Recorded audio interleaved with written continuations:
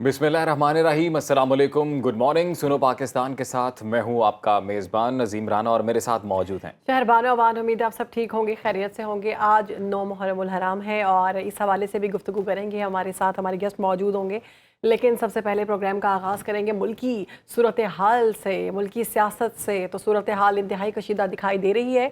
हुकूमत और पीटीआई में बड़ी लड़ाई शुरू हो गई है। तहरीक इंसाफ को अदालती रिलीफ मिलने पर हुकूमत का पारा हाई हो गया है और हुकूमत ने बड़े फैसले कर लिए हैं। 3 अप्रैल 2022 को आइन शिकनी पर साबिक सदर आरिफ अलवी, बानी पीटीआई और साबिक डेप्यूटी स्पीकर कौमी असम्बली कासिम सूरी के खिलाफ आर्टिकल 6 की कार्रवाई का फैसला किया गया और रेफरेंस सुप्रीम कोर्ट में भेजने का ऐलान कर दिया गया। हुकूमत ने यह भी ऐलान किया कि IMF की डील को सबूताज रोकने और फॉरेन फंडिंग 9 मई और साइफर के ज़रिए आलमी ताल्लुकात मुतासिर करने और पाकिस्तान के खिलाफ साजिश करने पर तहरीक इंसाफ पर पाबंदी लगाई जाएगी और काबीना की मंजूरी के बाद मामला सुप्रीम कोर्ट में भेजा जाएगा। जी बिल्कुल। और हुकूमत ने मखसूस नशस्तों पर सुप्रीम कोर्ट के फैसले पर नजरसानी की दरख्वास्त दायर करने का ऐलान कर दिया है। तहरीक इंसाफ ने हुकूमती फैसलों पर शदीद रद्दअमल देते हुए ये वाज़ेह किया है कि कानून में किसी भी सियासी जमात पर पाबंदी की कोई गुंजाइश नहीं है, किसी सूरत हुकूमती फैसलों पर अमल नहीं होने देंगे। इतलात ये भी आ रही हैं कि हुकूमत की अहम इत्तेहादी पीपल्स पार्टी के सीनियर रहनुमाओं ने हुकूमती फैसलों से लाताल्लुकी का इजहार करते हुए हिमायत करने से इनकार कर दिया और खुद पीटीआई की जो क़यादत है बशमूल अपोजिशन लीडर उमर अयूब साहब की जानिब से भी प्रेस कॉन्फ्रेंस के दौरान यही बातें की गई। और आने वाले दिनों में मुल्की सियासत अब क्या रुख इख्तियार करेगी और इस लड़ाई का अंजाम क्या होगा, इस तमाम सूरत हाल पर बात करने के लिए हमारे साथ हमारे गेस्ट सीनियर तज्जियाकार हबीब अकरम साहब मौजूद हैं। हबीब साहब, बहुत शुक्रिया आपके वक्त का। सर, तहरीक इंसाफ को अदालती रिलीफ मिलने के बाद हुकूमत का पारा हाई हो गया है काफ़ी और पीटीआई के खिलाफ अब बड़े फैसले कर लिए गए हैं। हुकूमत के इन फैसलों को आप कैसे देखते हैं और हुकूमत के फैसले कितने काबिल अमल लग रहे हैं? हुकूमत के जो दो ही बुनियादी फ़ैसले हैं, एक तो यह है कि आर्टिकल 6 का मुकदमा दायर करना 3 अफराद के ख़िलाफ़, यानी जिसमें साबिक सदर ममलकत डॉक्टर आरिफ अलवी हैं, साबिक डिप्टी स्पीकर कासिम सूरी हैं और साबिक वज़ीर-ए-आज़म इमरान खान हैं। अब इन 3 अफराद के ख़िलाफ़ जो आर्टिकल 6 का मुकदमा है वो दायर तो किया जा सकता है, लेकिन सवाल ये पैदा होता है कि उसमें साबित क्या करना है। साबित ये करना होगा कि इन्होंने दस्तूर तोड़ा, लेकिन ये कैसे तोड़ा, ये कब तोड़ा, क्योंकि जिस वाक़े की तरफ ये रेफ़र कर रहे हैं कि अप्रैल 2022 में असम्बली तोड़ी गई थी, कासिम सूरी ने एक रूलिंग दी थी और उसके बाद वज़ीर-ए-आज़म ने एडवाइस दी थी और डॉक्टर आरिफ अलवी ने वो मान ली थी। ये सारा मामले से ये सारे का सारा मामला उठ के चला गया था अदालत में, और जब अदालत ने उसके ऊपर फ़ैसला दिया, अब ये तो बिल्कुल हो सकता है कि कासिम सूरी ने कानून को या दस्तूर को गलत समझा हो, अपने इख्तियारात का गलत अंदाज़ा लगाया हो, इसी तरह वज़ीर-ए-आज़म ने उस समरी को गलत समझा हो और सदर ममलकत ने भी ऐसे ही समझा हो। तो जब अदालत में ये मामला चला गया और फिर मसला उसी तरह हल हो गया जैसे अदालत ने कहा था, तो इसके ऊपर आर्टिकल 6 तो नहीं लग सकता। आर्टिकल 6 सिर्फ 2 ही सूरतों में लग सकता है कि जब सबवर्जन के नतीजा पैदा हो जाए, यानी अगर आपने दस्तूर तोड़ा हो और फिर उसका एक नतीजा पैदा हो जाए जो आपने चाहा था, जैसे जनरल परवेज़ मुशर्रफ ने दस्तूर तोड़ा, एक हुकूमत को हटा दिया और ख़ुद हुकूमत में आ गए, ऐसी तो कोई सूरत हाल पैदा नहीं हुई थी। तो लिहाजा मुझे नहीं लगता कि ये मामला आगे बढ़ सकेगा। दूसरा जो इम्पोर्टेंट फ़ैसला है वो है कि पाकिस्तान तहरीक इंसाफ पर पाबंदी लगाना। अब आर्टिकल 17 दस्तूर का ये कहता है कि पहले काबीना इस पर कोई समरी मूव करेगी, काबीना मंजूर करेगी और उसके बाद ये मामला सुप्रीम कोर्ट में जाएगा। अब क्या सुप्रीम कोर्ट के सामने ऐसे शवाहिद पेश करने के लिए हुकूमत के पास मौजूद हैं कि इस जमात ने बतौर इदारा कुछ ऐसी सरगर्मियाँ की हैं जो बुनियादी तौर पर मुल्क की सालमियत के ख़िलाफ़ है? जब ऐसे कोई शवाहिद अब तक हमारे सामने तो नहीं है या पब्लिक डोमेन में तो मौजूद नहीं है जिसकी बुनियाद पे कहा जा सके कि जनाब हाँ, ये जो मामलात हैं इनकी रोशनी में ऐसा हम नतीजा अखज़ कर सकते हैं कि इस जमात ने बतौर इदारा ऐसा किया है, तो ऐसा तो होना बज़ाहिर मुमकिन नज़र नहीं आता। और अगर हो भी जाए तो फिर हमें याद रखना चाहिए कि 1975 में नेशनल अवामी पार्टी पे पाबंदी लगी थी और फिर कुछ ही अरसे बाद वो अवामी नेशनल पार्टी की सूरत में सामने आ गई थी।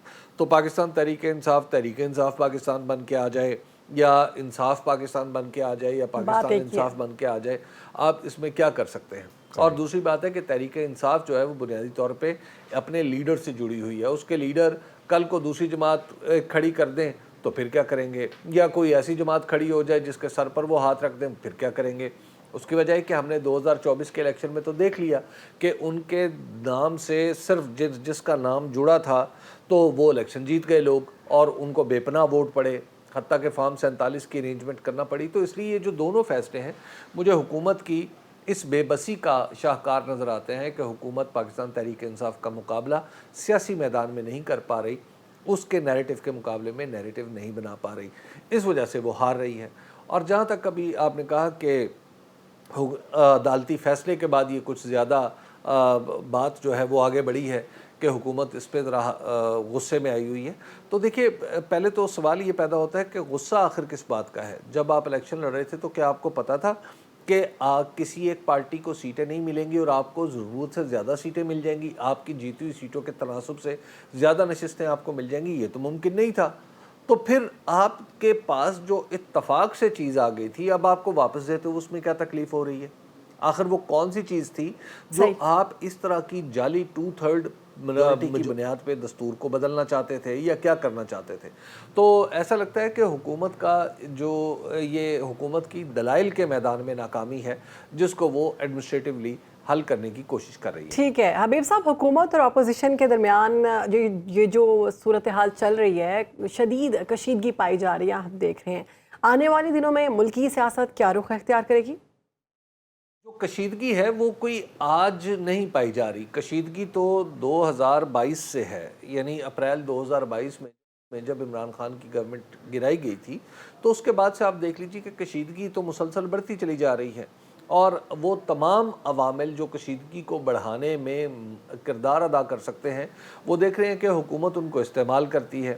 حکومت نے الیکشن میں اس طریقے کا طرز عمل اختیار کیا کہ جس سے دوسری پارٹی کو یہ گمان بلکہ یقین کی حد تک یہ گمان پہنچا کہ اس کا مینڈیٹ چرایا گیا ہے، اور وہ اس حکومت کو باقاعدہ مینڈیٹ، چوری شدہ مینڈیٹ کی بنیاد پر تشکیل کردہ سمجھتے ہیں۔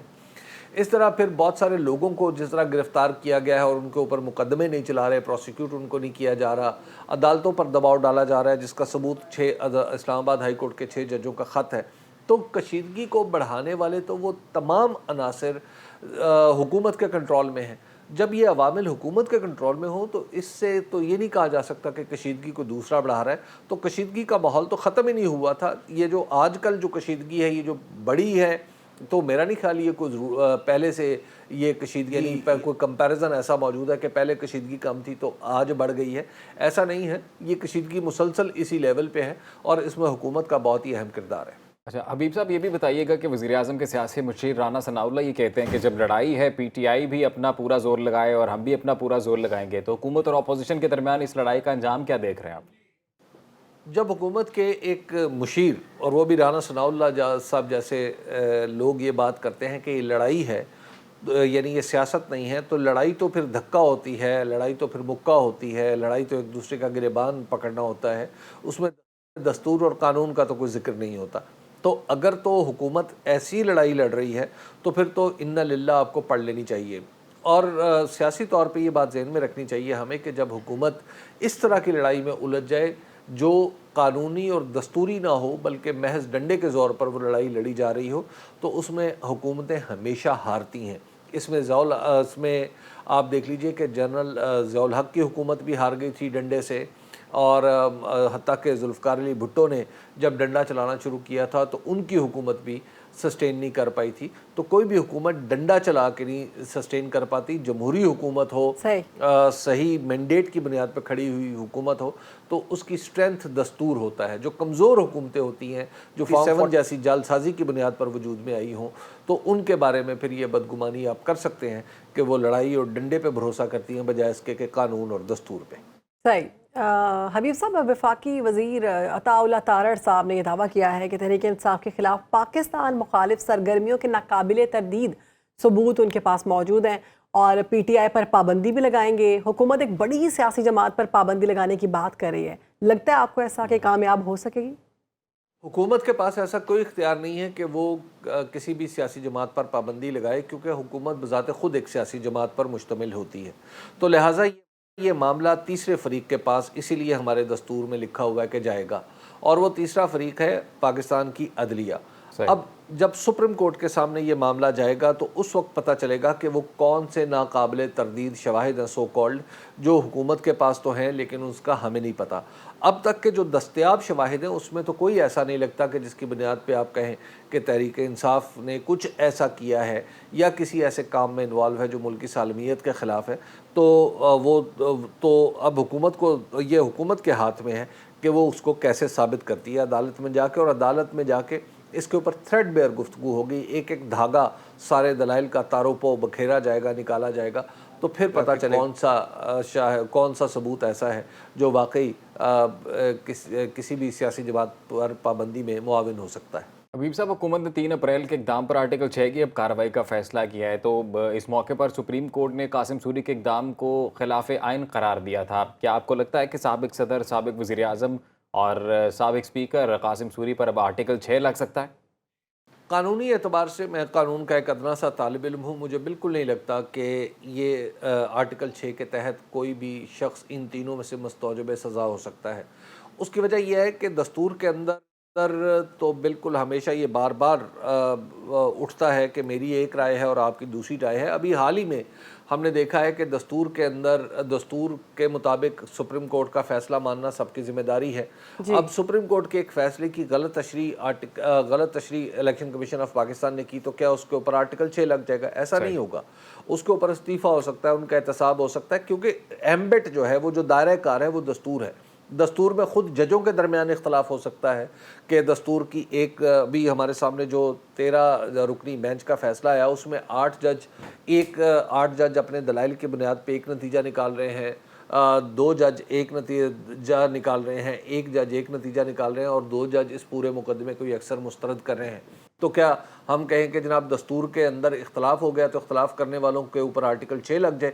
یہ تو نہیں ہو سکتا. جو قاسم سوری نے کیا وہ دستور کی اپنی فہم کے مطابق کیا, وہ غلط ہو سکتی ہے, عدلیہ نے کہا غلط ہے تو لہٰذا مان لیا گیا.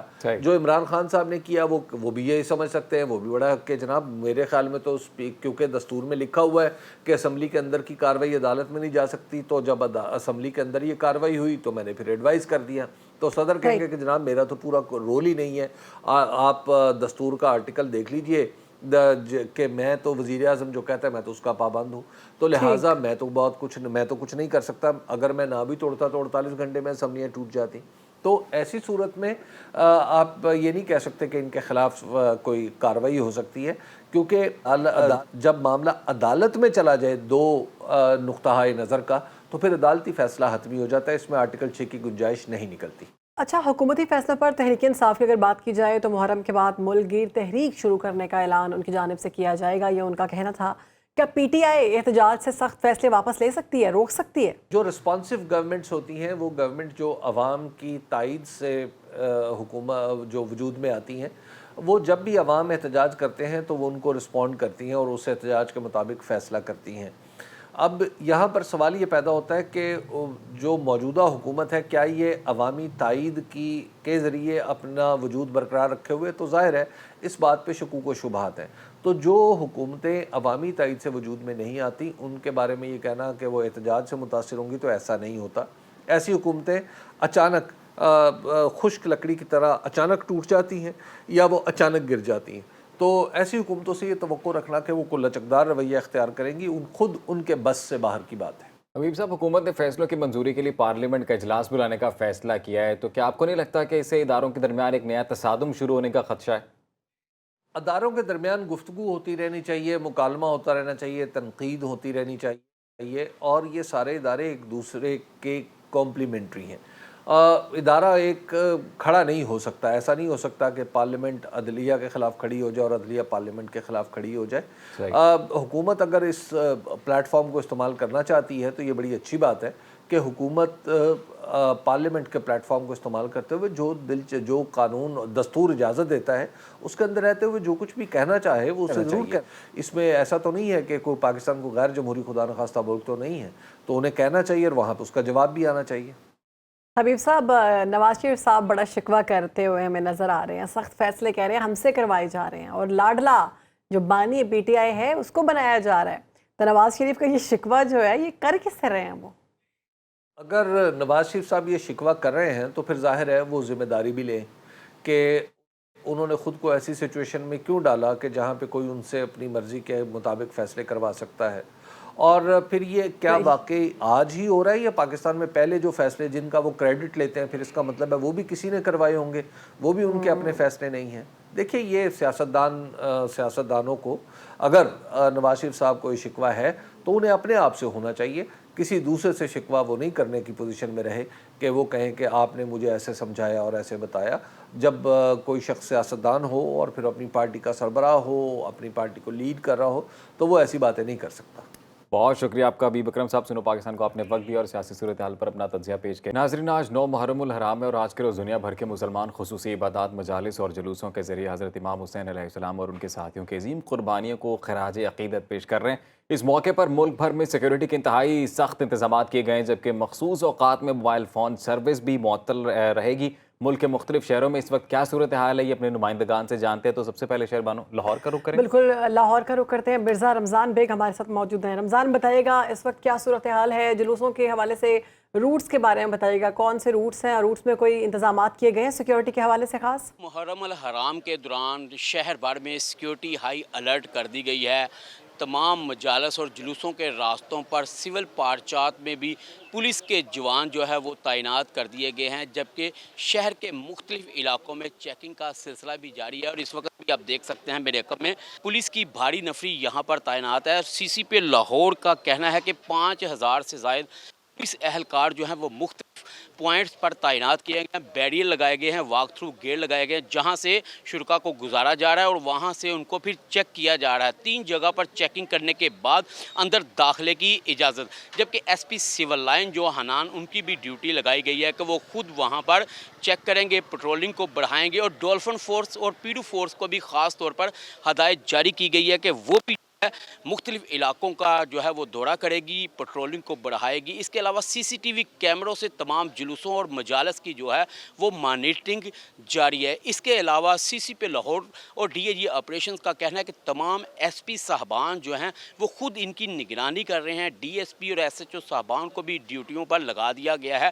جہاں بھی مجالس اور جلوس نکل رہے ہیں وہاں پر وہ خود جو ہے وہ چیک کر رہے ہیں. اس کے علاوہ جو ہے پیدل چلنے والوں کو بھی چیک کیا جا رہا ہے اور ایک کنٹرول روم بنایا گیا ہے جہاں سے مکمل تمام جلوسوں اور مجالس کی مانیٹرنگ کا سلسلہ جاری ہے. اور آپ میرے عقب میں بھی جیسا کہ ابھی کیمرہ مین علی اصغر نے دکھایا کہ جو لیڈیز بھی آ رہی ہیں ان کو بھی اچھے طریقے سے چیک کرنے کے بعد اندر داخلے کی اجازت دی جا رہی ہے. سی سی پی لاہور نے واضح طور پر کہا ہے کہ جس بھی اہلکار یا افسر نے غفلت برتی تو اس کے خلاف سخت کارروائی عمل میں لائی جائے گی. اور سیکیورٹی بڑھانے کا مقصد بھی یہی ہے کہ شہر بھر میں جو ایس او پیز جاری کیے ہیں محکمہ داخلہ کی جانب سے, ان پر منوان جو ہے عمل درآمد کو یقینی بنایا جا رہا ہے تاکہ کسی قسم کا کوئی ناخوشگوار واقعہ رونما نہ ہو سکے. جی ٹھیک ہے رمضان بیگ, اب کراچی کا رخ کر لیتے ہیں. کراچی سے ہمارے نمائندے سلمان احمد ہمارے ساتھ موجود ہیں. سلمان, بتائیے گا شہر قائد میں اس وقت محرم الحرام کی مناسبت سے کیا انتظامات کیے گئے ہیں؟ عام کے مرکزی جلوس کی سیکیورٹی کی بات کی جائے تو غیر معمولی انتظامات کیے گئے ہیں. اس کے علاوہ میں آپ کو بتاؤں کہ پہلے نشتر پارک میں مجلس عزا منعقد ہوئی, اس کے بعد جلوس برآمد ہوا اور ایم اے جنرل روڈ پر, یہ نشتر پارک سے ہوتا ہوا ایم اے جنرل روڈ پر نمائش اورنگی پر پہنچے گا, پھر اپنے روایتی راستوں سے ہوتا ہوا حسینیہ, ایرانیان, امام باغ پر, کھارا در پر اختتام پذیر ہوگا. سیکیورٹی کے حوالے سے جو انتظامات کیے گئے ہیں اس میں تقریباً 6000 سے زائد پولیس اہلکار اپنی ڈیوٹی کے فرائض انجام دے رہے ہیں. اس کے علاوہ رینجرز کے 1500 سے زائد اہلکار ہیں جو کہ ڈیوٹی پر تعینات ہیں. بلند و بالا جو عمارتیں ہیں وہاں پر بھی اسنائپرز تعینات ہیں. اس کے علاوہ ایم اے جنرل روڈ کو جو ہے وہ 8 محرم سے پہلے ہی رات گئی ہی جو ہے وہ جو داخلی راستے ہیں انہیں کنٹینر لگا کر بند کر دیا گیا تھا اور ٹریفک پولیس نے یہ ہدایت جاری کی گئی ہے کہ 9 محرم کے مرکزی جلوس جو چل رہا ہے اس کے علاوہ 10 محرم الحرام کا مرکزی جلوس ہوگا, اس کے لیے جب تک یہ مرکزی جلوس کے انتظامات ہیں اس وقت تک M A general road traffic کے لیے مکمل طور پر بند رہے گا. مرکزی جلوس کے جو اطراف اور راستے میں آنے والی جو دکانیں ہیں انہیں بھی سیل کر دیا گیا ہے. اور اس کے علاوہ میں آپ کو بتاؤں کہ ٹریفک پولیس کی جانب سے جو متبادل راستے شہریوں کو اختیار کرنے کی ہدایت کی گئی ہے اس میں سولجر بازار, اس کے علاوہ شارع فیصل اور کوریڈور 3 ہے, جس کے ذریعے جو شہری ہیں वो अपनी मंजिलों की तरफ बआसानी जा सकते हैं, ताकि उन्हें किसी तरह की मुश्किलात का सामना ना करना पड़े। इसके अलावा हमेशा ही देखा जाता है कि जब 9 मुहर्रमुल हराम का मरकज़ी जुलूस हो या 10 मुहर्रमुल हराम यानी कि आशूर का मरकज़ी जुलूस हो, तो जो गुज़रगाहें हैं और जो रास्ते हैं मरकज़ी जुलूस के, वहाँ पर सबीलें लगाई जाती हैं, कैंप्स लगाए जाते हैं, तिब्बी कैंप्स भी होते हैं। इसके अलावा सिक्योरिटी इदारों के कैंप्स होते हैं और गुज़रगाहों के रास्ते में ट्रक भी जो है वो रास्ते में होते हैं, ताकि जो पानी है वो जो है वो जो अज़ादार हैं उन्हें दिया जा सके। इसके अलावा जो शुरका है उन्हें शरबत भी जो है वो दूध की और मुख्तलिफ जो मशरूबात है ठंडे वो पेश किए जाते हैं। ठीक है, अब रुख करेंगे इस्लामाबाद का, जहाँ पर हमें ज्वाइन किया है नईम जंजुआ ने। नईम, हमें इस्लामाबाद के बारे में बताइएगा, वहाँ पर मजालिस और जुलूस के रूट्स के बारे में बिलखसूस, और सिक्योरिटी के हवाले से क्या ख़ास इंतजाम किए गए हैं? जी बिल्कुल, 9वीं मुहर्रम का जुलूस जो है वो आज G62 इमाम बारगाह असना अशरी से ज़ोहरैन की नमाज के बाद निकलेगा, और सिक्योरिटी के जो हैं वो वफाकी पुलिस की तरफ से सख्त तरीन इंतज़ामात किए गए हैं। सिक्योरिटी के लिए, इस जुलूस की जो सिक्योरिटी है उसके लिए तकरीबन 4000 पुलिस एहलकार, जिसमें ट्रैफिक पुलिस भी शामिल है, एलीट फोर्स भी शामिल है, ऑपरेशन पुलिस शामिल है, उसके 4000 के करीब एहलकार जो हैं वो तैनात किए गए हैं। साथ साथ इसके रेंजर भी, और जिस तरह हमने पहले भी अपने नाजरीन को बताया था कि फ़ौज को जो है वो इस मुहर्रम में स्टैंड बाय रखा गया है। क्विक रिस्पांस फोर्स के तौर पर फ़ौज काम करेगी, अगर कोई ऐसा वाक़या पेश आता है तो फ़ौज फौरी तौर पर जो है वो यहाँ पे पहुँचेगी। हमने देखा है कि सुबह से जो है यहाँ पे सिक्योरिटी के इंतज़ामात सख्त किए गए हैं। जुलूस के जितने रास्ते हैं उनको खारदार तारें और कराते जो हैं वो लगा के बंद किया गया, और जो रास्ते जहाँ जुलूस के अंदर दाखिल होने के वहाँ पे मेटल डिटेक्टर से तलाशी ली जा रही है, ताकि जितने भी लोग हैं यहाँ पे वो बग़ैर तलाशी के दाखिल ना हो। पुलिस की जानिब से कहा गया था कि जो जुलूस में शिरकत करना चाहता है वो अपने शनाख्ती कार्ड साथ लाएगा, क्योंकि जब इजाज़त दी जाएगी तो शनाख्ती कार्ड बाकायदा तौर पर चेक किया जाएगा। इसके साथ साथ जदीद ज़राए से भी पुलिस जो है वो अपना जुलूस के रास्तों की चेकिंग कुछ दिन से कर रही है, रात के औकात में भी की जाती है और उसके बाद दिन में भी। और आज जब जुलूस का दिन है तो सुबह जो है वो मुख्तलिफ़ ज़राए से जुलूस के जो रास्ते हैं उनकी चेकिंग की गई। उन पर बम डिस्पोजल स्क्वाड जो है उसने भी तमाम जो जुलूस था उसके रास्तों की मुकम्मल चेकिंग की। उसके बाद जो है वो नफरी को जो है वो जुलूस के रास्तों पे जो ऊंची इमारतें हैं यहाँ पे शूटर्स भी जो हैं उनको भी तैनात किया गया है, ताकि दूर से जो है वो किसी ऐसी चीज़ की निशानदेही की जा सके। पुलिस के बड़े अफसरान जो हैं वो यहाँ पे गाए बगाए चक्कर लगा रहे हैं, और साथ साथ वो देख रहे हैं, चूँकि जिस तरह स्काउट जो थे जो इंतज़ामिया की तरफ से वो भी पुलिस को फराहम किए गए हैं। ख़वातीन की तलाशी के लिए ख़ास तौर पे ख़वातीन को रखा गया, और रज़ाकार ख़वातीन भी यहाँ पे शामिल हैं और उनकी चेकिंग की जाएगी। जुलूस जो है वो G62 इमाम बारगाह से नमाज ज़ोहरैन अदा करने के बाद यहाँ से निकलेगा, और ये जो अपना लाल क्वार्टर है इधर से होता हुआ G62 मेन जो चौक है वहाँ से फिर G613 और G613 से होता हुआ ये मेलोडी पहुँचेगा, जहाँ पे जुलूस के शुरका नमाज मगरिबैन अदा करेंगे और दोबारा जुलूस वहाँ से शुरू होगा, और वो पॉलीक्लिनिक से होता हुआ दोबारा असना अशरी पे रात के जो है वो इख्तिताम पज़ीर। बहुत शुक्रिया आपका नईम जंजुआ। और मुहर्रमुल हराम की मुनासिबत से मुल्क भर में क्या इंतजामात किए गए, पेशावर में बिलखसूस मरकज़ी जुलूस पर सिक्योरिटी कैसी है, ये जान लेते हैं काशिफ अजीज़ से। जी काशिफ अजीज़ बताइएगा। हुसैनिया हाल पेशावर कैंट में मौजूद हूँ। मुहर्रमुल हराम की सिक्योरिटी के हवाले से सख्त इंतजामात किए गए हैं। पेशावर में पुलिस अफसरान के मुताबिक इस वक्त शहर के मुख्तलिफ़ हिस्सों में 14,500 से ज़ायद पुलिस एहलकार और FC के एहलकार ड्यूटी सर अंजाम दे रहे हैं। जुलूसों के जितने भी रास्ते हैं उसको जो है बंद कर दिया गया है। वहाँ पर पुलिस के चाको शोबंद दस्ते जो हैं मौजूद हैं। शहर के मुख्तलिफ़ हिस्सों में इस वक्त जो है जहाँ पर भी इमाम बारगाह है उन रास्तों को सील कर दिया गया है, और इसके साथ जो डिवाइडर है सड़कों के दरमियान खारदार तारों के के ज़रिए उसको बंद कर दिया गया है। पिशावर कैंट की अगर हम बात कर लें तो सदर रोड को मुकम्मल तौर पर बंद कर दिया गया है, और इसके साथ अगर हम पिशावर के अंदरूनी शहर की बात कर लें तो गुवाहाटी की जो बाज़ार है उसको भी मुकम्मल तौर पर बंद कर दिया गया है। और इसके साथ अगर हम पीपल मंडी की बात कर लें, किसाफ़ानी की तारीख़ी बाज़ार की बात कर लें तो वहाँ पर भी सख्त सिक्योरिटी के इंतज़ाम किए गए हैं। और पिशावर शहर समेत खैबर पख्तूनख्वा के जहाँ पर भी इमाम बारगाह हैं वहाँ पर सख्त सिक्योरिटी के इंतज़ाम किए गए हैं। पिशावर में CCTV कैमरों के ज़रिए सिक्योरिटी की निगरानी भी की जा रही है। और इसके साथ मैं आपको बताता चलूँ कि BDU के स्क्वाड जो है वो भी जितने भी जुलूस है पिशावर में उसकी निगरानी कर रहे हैं, पहले से वहाँ पर चेकिंग करते हैं। और इसके साथ स्नेपर डॉग्स के ज़रिए से भी यहाँ पर चेकिंग की जा रही है। अगर हम पिशावर के शहर की बात कर ले तो यहाँ पर जितने भी दाखिली और ख़ारजी रास्ते हैं वहाँ पर भी पुलिस के चाको चौबंद दस्ते जो हैं वो मौजूद हैं। अगर हम इर्द गिर्द के इमारतों की बात कर ले तो वहाँ पर भी पुलिस के दस्ते जो हैं वो बिल्डिंग्स पर मौजूद हैं, वो सिक्योरिटी की सख्त जो है इंतज़ाम किए गए हैं। ना सिर्फ पुलिस एहलकार बल्कि इसके साथ SP और SSPs और CO पिशावर जो है वो ख़ुद पिशावर शहर की निगरानी कर रहे हैं। IG भी वक्तन फ़वक्तन पिशावर के मुख्तलिफ़ इमाम बारगाहों का दौरा कर रहे हैं। और कहना है कि मुहर्रमुल हराम में 9 और 10 मुहर्रम जो है ये जो मोबाइल सिग्नल्स है वो भी बंद रहेंगे। और इसके साथ जितने भी इमाम बारगाह के करीबी इलाके हैं वहाँ पर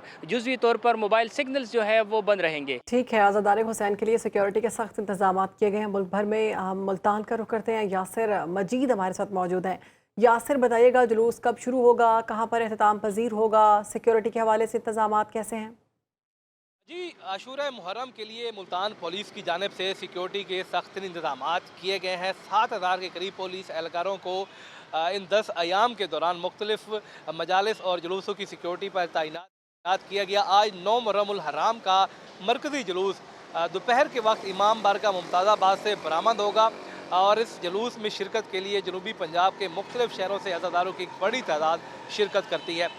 दोपहर के औकात कार में मोबाइल फ़ोन सर्विस और इंटरनेट सर्विस मुमताज़ाबाद के तमाम इलाकों में मुअत्तल कर दी जाएगी। और पुलिस की जानिब से सिक्योरिटी के 3 लेयर्स में इंतजाम किए गए हैं। 2 लेयर्स में पुलिस एहलकार तैनात हो गए, जबकि तीसरी लेयर में जो वॉलंटियर्स हैं जिनकी तादाद 1500 है वो अज़ादारों की तलाशी लेंगे। इसके अलावा वक्त थ्रू गेट भी नस्ब किए गए हैं। कल यौम आशूरा के लिए मुल्तान भर में 7000 के करीब पुलिस एहलकार तैनात होंगे और 100 से ज़ायद मरकज़ी जलूस है, ताज़िए के जलूस है। 2 सफ़बंदियाँ की गई हैं जिनमें एक सफ़बंदी करबला शाह शमस तब्रेज़ रहमतुल्लाह अलैह के दरबार पर की गई है, जबकि दूसरी सफ़बंदी जो हरम गेट चौक पर की जाती है जहाँ पर जो ताज़ियों के जलूस हैं वो पहुँचते हैं और यहाँ पर अज़ादारों की बड़ी तादाद इन जुलूसों में शरीक होती है। पुलिस हुकाम का कहना है कि तमाम शहरी अपने इर्द गिर्द नज़र रखें, किसी किस्म की कोई मशकूक सरगर्मी किसी भी जगह पर नज़र आती है तो ज़रा पुलिस 15 कंट्रोल रूम में दे। इसके अलावा पुलिस ने तमाम इलाकों में जो CCTV कैमरे हैं वो नस्ब किए गए हैं, जिनकी मॉनिटरिंग के लिए 2 कंट्रोल रूम भी तश्कील दिए गए हैं। तो मुल्तान के बाद अब फैसलाबाद का रुख कर लेते हैं, जहाँ से शहरोज़ बाद हमें ताज़ा तरीन सूरत हाल बताएंगे। जी शहरोज़, बताइएगा। की तरह फैसलाबाद में भी मुहर्रमुल हराम मजहबी अकीदत और एहतराम के साथ मनाया जा रहा है। और आज 9 मुहर्रम के हवाले से फैसलाबाद में 231 मजालिस जो और जुलूस हैं वो निकाले जाएंगे। मैं बात अगर यहाँ पर आपको बताऊँ तो 93 जो है वो जुलूस हैं और 138 मजालिस है, जिसके लिए सिक्योरिटी के इंतहाई सख्त इक़दाम किए गए हैं। 3000 से ज़ायद पुलिस एहलकार तैनात किए गए हैं जो इन मजालिस और जुलूस की सिक्योरिटी पर मामूर होंगे। फैसलाबाद के 8 बाज़ार मुकम्मल तौर पर जो है वो बंद रखे गए हैं और इसके अलावा उनको जो है वो खारदार तार लगाकर रास्ते जो है वो सील कर दिए गए हैं। इसके अलावा CCTV कैमराज जो है वो भी जुलूस के रास्तों पे जो है वो लगाए गए हैं और वहाँ पर उनकी मॉनिटरिंग की जा रही है। और मॉनिटरिंग के लिए फैसलाबाद जो DC ऑफिस है वहाँ पर मॉनिटरिंग रूम बनाया गया है जो तमाम तर जुलूसों और मजालिस को जो है वो वहाँ पर उनकी मॉनिटरिंग की जा रही है। 8 बाज़ार की जो दुकानें हैं उनकी छतों पर स्नाइपर्स जो हैं वो भी लगाए गए हैं। पुलिस एहलकार भी वहाँ पर तैनात किए गए हैं और खारदार तारों के अलावा जो वॉक थ्रू गेट हैं वो लगाए गए हैं ताकि मजलिस और जुलूसों में आने वाले तमाम जो अफराद हैं उनकी जो वो सख्त जो चेकिंग की जा सके, फिर उनको जो अंदर जाने की इजाज़त दी जा रही है। तो ये सारी सूरत हाल है। फैसलाबाद में इंतहाई सख्त इक़दाम किए गए हैं सिक्योरिटी के हवाले से मुहर्रमुल हराम के। बहुत शुक्रिया शहरोज़ाबाद फैसलाबाद से हमें अपडेट कर रहे थे सिक्योरिटी के हवाले से, बिलखसूस मुहर्रमुल हराम में हम देखते हैं कि अज़ादारान हुसैन पहुँचते हैं जुलूसों में और वहाँ पर सिक्योरिटी के हवाले से सख्त इंतजाम किए गए हैं। मुख्तलिफ़ शहरों में नुमाइंदगान हमारे साथ मौजूद थे और मुख्तलिफ़ शहरों की सूरत हाल उन्होंने हमारे साथ बयान की। प्रोग्राम में आगे बढ़ेंगे, बात करेंगे बच्चों के नफ्सियाती मसाइल के हवाले से। तो अक्सर वालिदैन ये शिकायत करते हुए नज़र आते हैं कि उनके बच्चे उनकी बात नहीं मानते, बच्चे बेजा बहस करते हैं, नाफरमानी करते हैं, ज़िद बहुत करते हैं, बच्चों का मूड ख़राब रहता है, हर बात पर गुस्सा करते हैं। कोई चीज़ अगर उनसे ली जाए तो वो इतना शोर मचाते हैं, इतना रोते हैं कि हमें समझ नहीं आती कि बच्चों को किस तरह से हैंडल करें। तो माँ बाप का बच्चों के साथ हैंडलिंग का रिश्ता कैसा होना चाहिए, और अगर आपने बच्चे को बताना है कि ये चीज़ आपके लिए ठीक नहीं है और ये चीज़ ठीक है, तो ऐसे कौन से तरीके हैं कि उनको बताएं और उससे वो आपके साथ लड़ाई भी ना करें, बहस भी ना करें, रोएं भी ना और आसानी से समझ जाएं। तो ये मसाइल हल करने के लिए हमारे साथ हमारी गेस्ट मौजूद है। बिल्कुल जी, असिस्टेंट प्रोफेसर हैं, रिहैब कंसल्टेंट है डॉक्टर रफ़ाफ मंजूर साहिबा। डॉक्टर साहिबा, thank you so much for your time. कैसी हैं आप? मैं ठीक हूँ, thank you very much for having me here.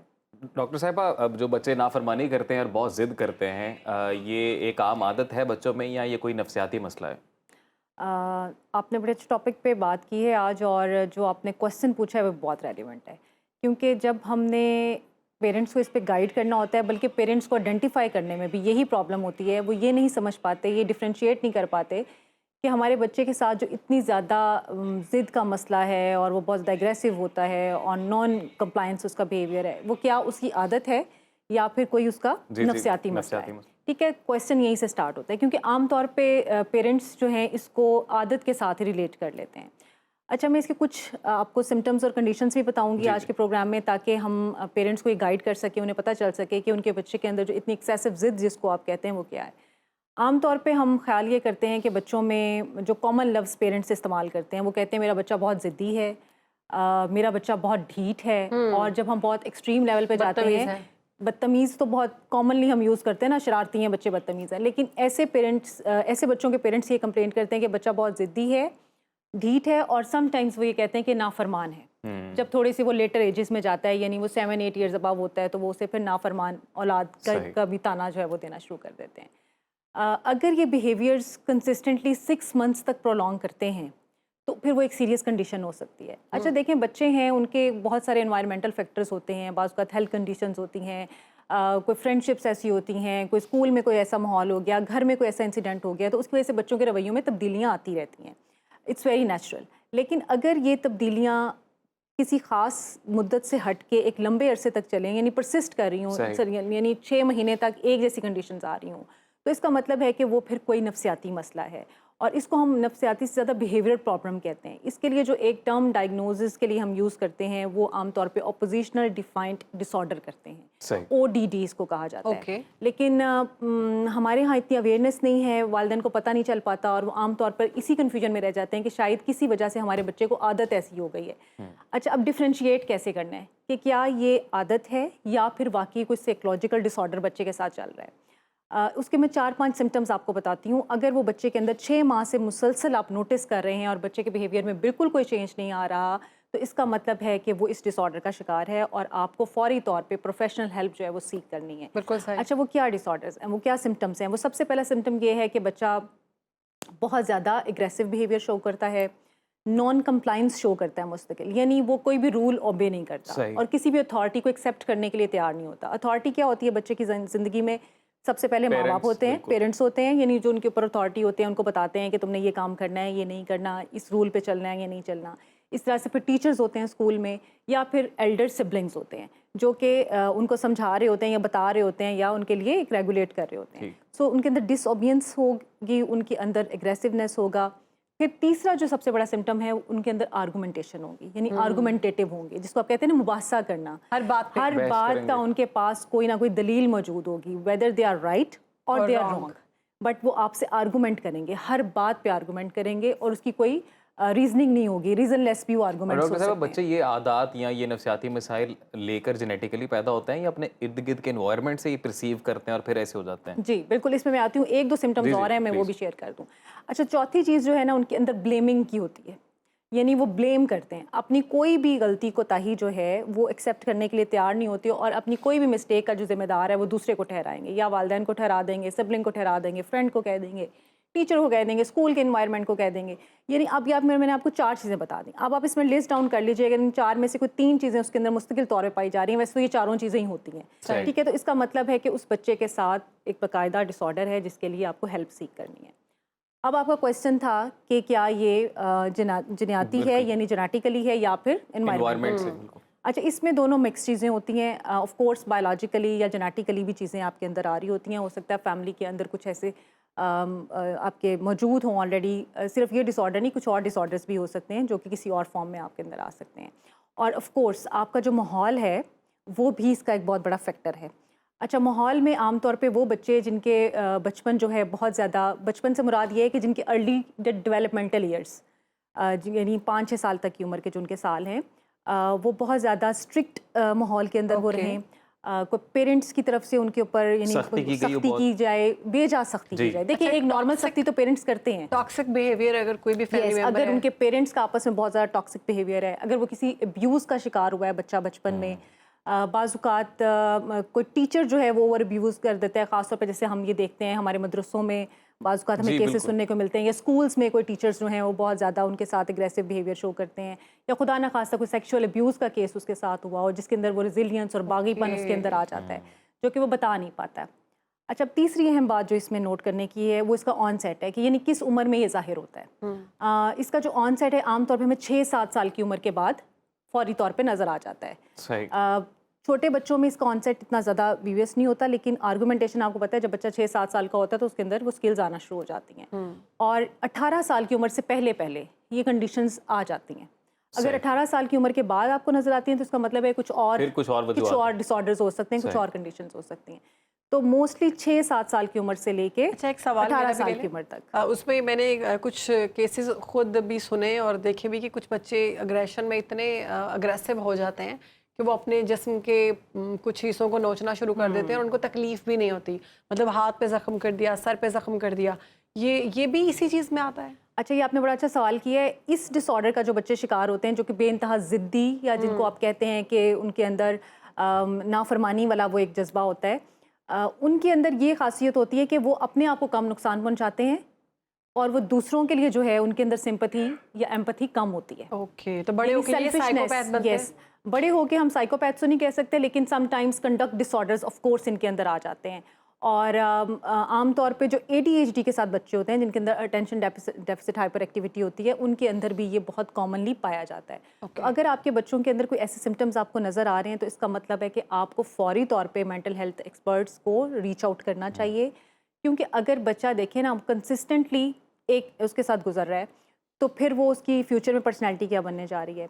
एक और बहुत अहम बात इसमें ये है कि ये थेरेपीज़ जब हम इनकी करते हैं या इनको हम जब ट्रीटमेंट की तरफ लेके जाते हैं तो वो इनकी ट्रीटमेंट फैमिली काउंसलिंग की तरह होती है, क्योंकि देखें ना बच्चा जिस माहौल में रह रहा है उसके साथ पेरेंट्स से अटैच हैं। अब पेरेंट्स कितनी हद तक बर्दाश्त करें ना, उनका भी एक स्टेमिना होता है। तो इस तरह से जब हम इनकी ट्रीटमेंट की तरफ जाते हैं या इनकी थेरेपी की तरफ जाते हैं तो हम फैमिली काउंसलिंग या फैमिली थेरेपी भी एडवाइस करते हैं, फैमिली के अंदर भी पेशेंस आए। यस, पेरेंट्स को पता हो कि how we have to deal the situation, हमने इसको किस तरह से डील करना है इस सिचुएशन को, क्योंकि आमतौर पे पेरेंट्स का रवैया या तो एक्सट्रीम हो जाता है बहुत ज़्यादा, मोस्ट ऑफ द टाइम तो फैमिली मेंबर्स को नहीं पता होता कि हैंडल कैसे करना है ना, वही ना, पेरेंट्स या बहुत ज़्यादा लाड प्यार में चले जाते हैं और या फिर ये होता है कि बहुत ज़्यादा पेरेंट्स भी एग्रेसिव हो जाते हैं। और डॉक्टर साहब, एक और बिहेवियर बच्चों में बड़ा कॉमन मैंने देखा है, ये मैंने खुद ऑब्जर्व किया है, ये छोटे बच्चों में जो टैब शैब्स में बहुत बिजी रहते हैं कि अगर उनके पेरेंट्स उनसे वो लें खाना वगैरह खिलाने के लिए, पढ़ाने के लिए कुछ भी, तो वो पेरेंट्स पे हाथ उठाना शुरू कर देते हैं। हाँ, एग्रेसिव हो जाते हैं। हाँ जी, बिल्कुल, थप्पड़ वगैरह मार देते हैं, एग्रेशन आ जाता है उनके अंदर,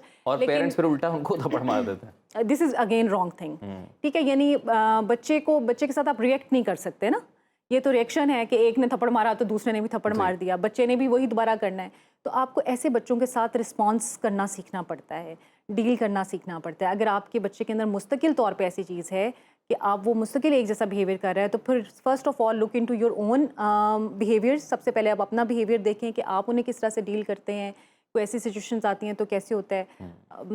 बाज़ औक़ात मेरे पास माएँ आती हैं और वो ख़ुद इस चीज़ को एक्सेप्ट करती हैं कि हम खुद कभी किसी स्टेज में किसी डिप्रेशन में रहे, इनके चाइल्डहुड में कुछ इस तरह से तो समझ नहीं आती थी तो हम इनकी बहुत ज़्यादा पिटाई भी कर देते थे। सही ठीक है, यानी हमारे सर में दर्द हो रही थी तो हम इनको यहाँ बिजी करने के लिए, वहाँ करने के लिए इस तरह से कर। इसका मतलब ये है कि पेरेंट्स का अपना एटीट्यूड टुवर्ड्स किड्स जो है ना वो भी समटाइम्स एक फैक्टर हो सकता है। تو آپ کے ساتھ اگر بچے میں کوئی ایسی چیزیں آپ کو نظر آ رہی ہیں persistently 6 months not only at home, صرف گھر پہ نہیں، ٹھیک ہے، دیکھیں عام طور پہ بچہ ضد کرتا ہے اپنے ماں باپ کے ساتھ کرتا ہے، لیکن اگر یہ بیہیویئر بچہ گھر میں بھی وہی شو کر رہا ہے، اسکول سے بھی وہی کمپلینٹ آ رہی ہے، پلے ایریا میں جاتا ہے تو وہاں باقی بچوں کے ساتھ بالکل ایکسیپٹ نہیں کرتا، گیمز کھیلتا ہے تو اس میں رولس کو فالو نہیں کرتا، ٹھیک ہے، ویسے تو بچپن میں ہم نے بھی دیکھا ہے کچھ ہمارے دوست ہوتے تھے وہ ایسے کر کے لوڈو اٹھا کے پھینک دیتے تھے، میں نہیں کھیلتا، یہ میرا رول ہے، نہ کھیلیں گے نہ کھیلنے دیں گے، کرکٹ کھیلتے ہوئے آؤٹ ہو گئے اپنا بیٹ لے کے واپس، بالکل واپس لے گیا، وکٹس لے کے بھاگ گئے۔ بالکل بالکل یہ والے جو رویے ہیں اگر یہ چاروں جگہوں پہ یعنی پلے ایریا میں، اسکول میں، اس کے سبلنگس کے ساتھ، اس کے پیرنٹس کے ساتھ سیم وہ یہی پیٹرن کر رہا ہے کہ کہیں وہ رول فالو نہیں کرتا، آرگومنٹیشنز کرتا ہے، بلیمنگ کرتا ہے، تو اس کا مطلب ہے کہ you need to take it seriously. اتنا آئیڈیل بچہ ہوتا ہے کہ جو بڑا ہی پر صاحب ایک آپ نے کہا چپیڑ نہ مارے، وہ تھپڑ مارنے کے بغیر سنتے بھی نہیں ہے نا، کبھی کبھی ضروری بھی ہوتا ہے، وہ کہتے ہیں نا ماں باپ کے تھپڑ جو ہے نا ساری زندگی کام آتے ہیں۔ دیکھیں وہ جو اصل میں تھپڑ ہے نا وہ ایک استعارہ کے طور پہ استعمال کرتے ہیں ہم، تھپڑ کا مطلب ہرگز یہ نہیں ہوتا کہ آپ نے فزیکلی انہیں بیٹ کرنا ہے، ٹھیک ہے، اس کا مطلب یہ کہ آپ بس بچوں کو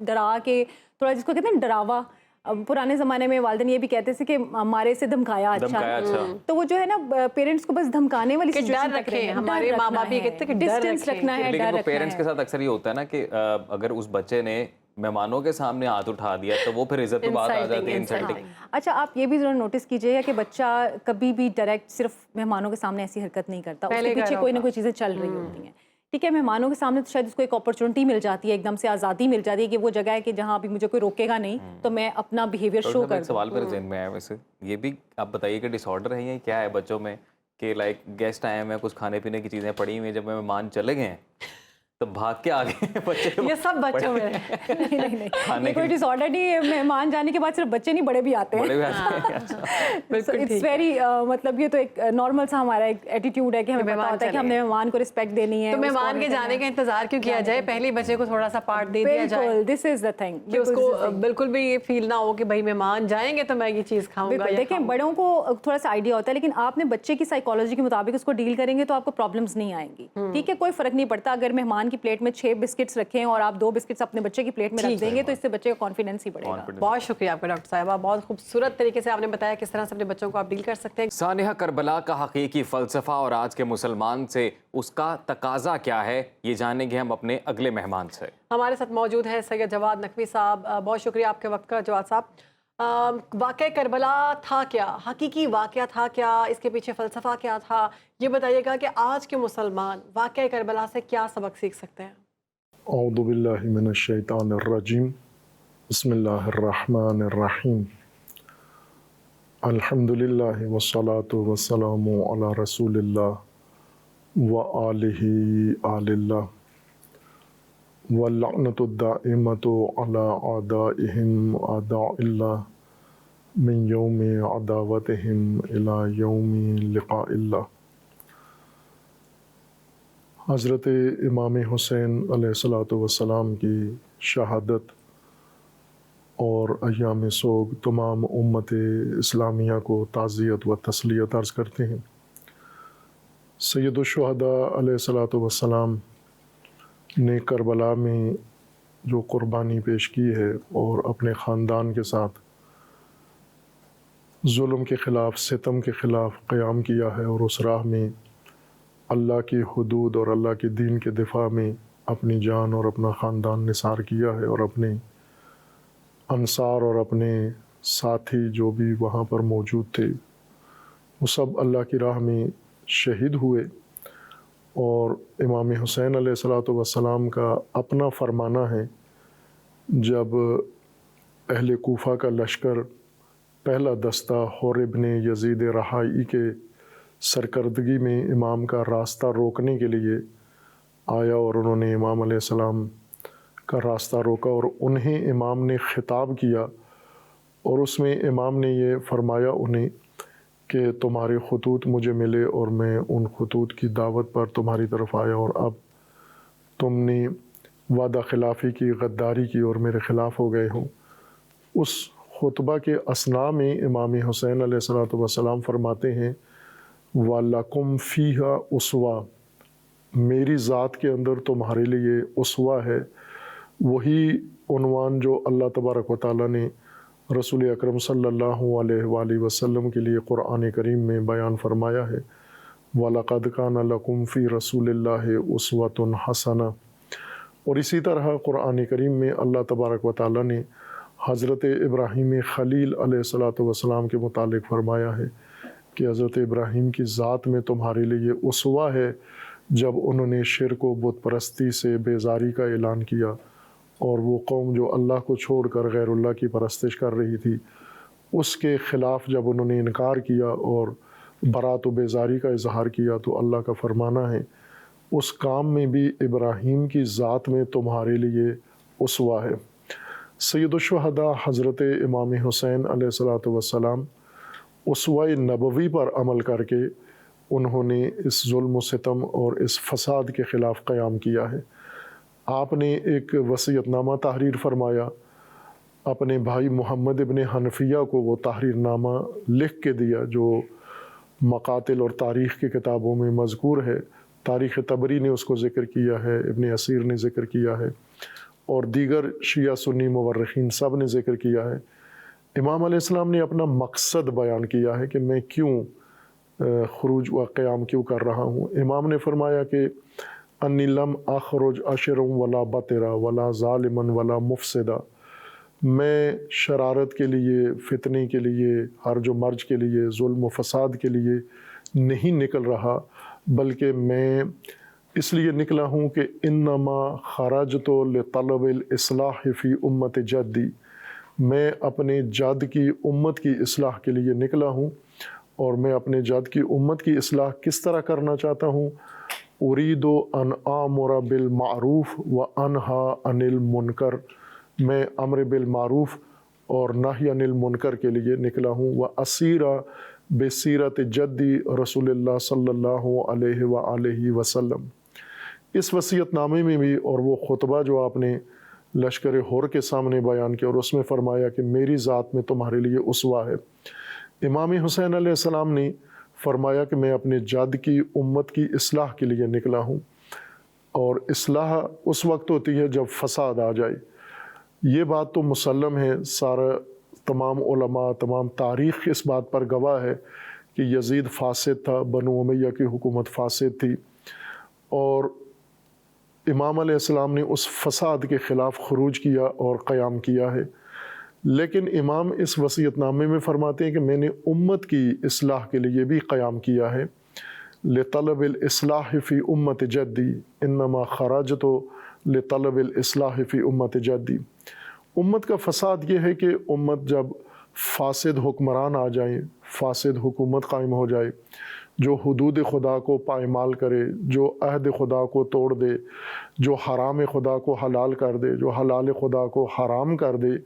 सैयदुश्शुहदा अलैहिस्सलाम ने उसी लश्कर हुर के सामने ये हदीस भी पढ़ी कि रसूलुल्लाह सल्लल्लाहु अलैहि वसल्लम ने फरमाया था कि मन रआ सुल्तानन जाइरन, जो किसी ऐसे जोर के हाकिम को देखे और सुल्तान जालिम को देखे जो अल्लाह की हुदूद पायमाल कर रहा है, अहद खुदा तोड़ रहा है और हराम खुदा को हलाल और हलाल खुदा को हराम कर रहा है, फलम युगैर अलैहि, और देखने वाला सुल्तान जायर की हुकूमत में रहने वाला शख्स या तबका उस हुकूमत को तब्दील न करे और उसके ख़िलाफ़ क़याम न करे, तो अल्लाह तबारक व तआला का हक़ है कि वो उसे ज़ालिम के साथ माशूर करे। ये कानून है। कुरान करीम में भी अल्लाह तबारक व तआला ने ज़िक्र फरमाया है कि जुल्म के ख़िलाफ़ इंसान ने खामोश नहीं बैठना, बेहिस नहीं रहना। उम्मत के अंदर जो फसाद आया था, जैसे इमाम हुसैन अलैहिस्सलाम इस्लाह कर रहे थे उम्मत की लाताल्लुकी फासिद हुक्मरान से और बेहिसी और फ़रीज़ा अम्र बिल मारूफ़ व नही अनिल मुनकर तर्क करना और अपनी निजी ज़िंदगी, अपनी कारोबारी ज़िंदगी, अपनी मामूल की समाजी ज़िंदगी में, रोज़मर्रा ज़िंदगी में मसरूफ़ थे। इससे क़त्ल ताल्लुक़ करके कि हमारी हुकूमत कैसे है, हाकिम कौन है और दीन खुदा को पायमाल कर रहा है, लोगों के हुकूक गस्ब कर रहा है और हुदूद खुदा तोड़ रहा है, इस चीज़ से लाताल्लुक़ हो के हुकूमत लोग खामोशी से अपनी ज़िंदगी गुजार रहे थे। तो इमाम हुसैन अलैहिस्सलाम फरमाते हैं कि मैं सुल्तान जाइर के ख़िलाफ़ रसूलुल्लाह के फ़रमान के मुताबिक मैंने क़याम किया है, चूँकि ये क़याम वाजिब है, ये शर्अ मुक़द्दस में अल्लाह तबारक व तआला के नज़दीक वाजिब है ये क़याम, اور میں اپنا فریضہ واجب ادا کر رہا ہوں، لیکن ساتھ میں امت کی بھی اصلاح کر رہا ہوں، اور امت کی اصلاح یہ ہے کہ امر بالمعروف اور نہی عن المنکر میں بھی کروں اور امت بھی کرے۔ یہی وہ فریضہ تھا جو امت نے ترک کیا، اور جب کسی قوم کے اندر امر بالمعروف اور نہی عن المنکر ترک ہو جائے وہاں پر فساد عالمگیر ہو جاتا ہے۔ جس طرح قرآن کریم میں اللہ تبارک و تعالیٰ نے فرمایا کہ ظہر الفساد فی البر والبحر، زمین و آسمان اور خشکی اور تری میں فساد پھیل گیا ہے، بما کسبت ایدی الناس، لوگوں کی وجہ سے، لوگوں کے اعمال کی وجہ سے خشکی اور تری کے اندر فساد پھیل گیا ہے۔ جب خشک و تر میں فساد آ جائے، ہر شعبے میں فساد آ جائے، یہاں پر امام وقت کا بھی فریضہ ہے کہ وہ فساد کے خلاف قیام کرے، اور امت کا بھی فریضہ ہے کہ وہ فساد کے خلاف قیام کرے۔ امر بالمعروف کے مراحل میں سے یہ ہے کہ آپ پہلے زبانی فساد کے خلاف قیام کریں، اگر زبانی مؤثر نہیں ہے تو آپ عملی اقدام کریں فساد کو روکنے کے لیے۔ سید الشہداء علیہ السلام نے یہی کام کیا کہ امت نے فریضہ ترک کیا، اور سب سے سید الشہداء کا فرمانا ہے، رسول اللہ صلی اللہ علیہ وآلہ وسلم کا فرمانا ہے، سب سے افضل جہاد اور سب سے بڑا امر بالمعروف اور نہی عن المنکر یہ سلطان جائر کے سامنے کلمہ حق بیان کرنا ہے، سلطان جابر کے سامنے کلمہ حق بیان کرنا ہے۔ امام حسین علیہ السلام نے یہی کام کیا، چونکہ لوگ فساد کے ساتھ سمجھوتا کر چکے تھے، فساد کے خوگر ہو چکے تھے، اور فساد کو ہضم کر چکے تھے، اور فساد پر اپنی حساسیت ختم کر بیٹھے تھے۔ یہ بیماری تھی جو فساد امت کو لاحق ہوا، اس کی اصلاح کے لیے امام حسین علیہ السلام نے قیام فرمایا، اور یزید جو فاسد تھا، ظالم تھا، اور اس کو کسی ضابطے کے تحت امت اسلامیہ پر حکومت کا حق نہیں پہنچتا تھا، نہ عقلی دلیل سے، نہ شرعی دلیل سے، نہ عرفی طور پر، اور نہ سماجی پیمانوں اور معیارات کے مطابق۔ اس لیے امام حسین علیہ السلام نے اس کی بیعت کا انکار کیا ہے، اور ساتھ فرمایا کہ لکم فی اسوہ، میری ذات تمہارے لیے نمونہ ہے۔ ہماری یہ آرزو ہے، ہماری یہ دعا ہے کہ اللہ تبارک و تعالی آج کی اس نسل کو بیداری عطا فرمائے، ہوشیاری عطا فرمائے۔ جو فساد حکمرانوں میں ہے، تمام دنیا کے مسلمان حکمرانوں میں، اس فساد کے خلاف بھی یہ قیام کریں، اور وہ فساد جو امت کے مختلف طبقات کو دامنگیر ہو چکا ہے، اس فساد کے خلاف بھی یہ قیام کریں۔ جو فساد امت مسلمہ کو لاحق ہو چکا ہے، آپس کا تفرقہ ہے، آپس کی نفرت ہے، آپس میں دوریاں ہیں، آج مسلمانوں کو شیعہ سنی بن کر آپس میں لڑنا نہیں، یہ امام حسین کا راستہ نہیں ہے، یہ رسول اللہ کا راستہ نہیں ہے، یہ اہل البیت کا بھی راستہ نہیں ہے، اور یہ صحابہ کا بھی راستہ نہیں ہے۔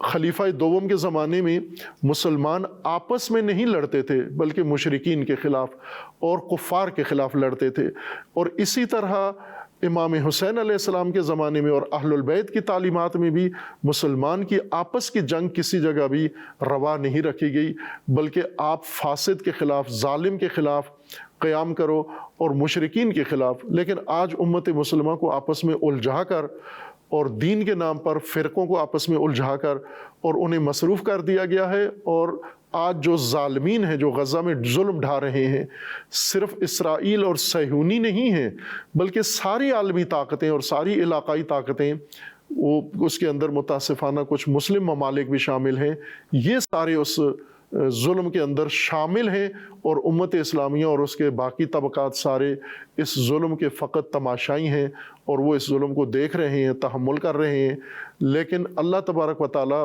کی خوشنودی اس میں نہیں ہے، اللہ کی رضا اس میں نہیں ہے۔ اللہ کی رضا اس میں ہے جو امام حسین علیہ الصلوۃ والسلام نے راستہ اختیار کیا۔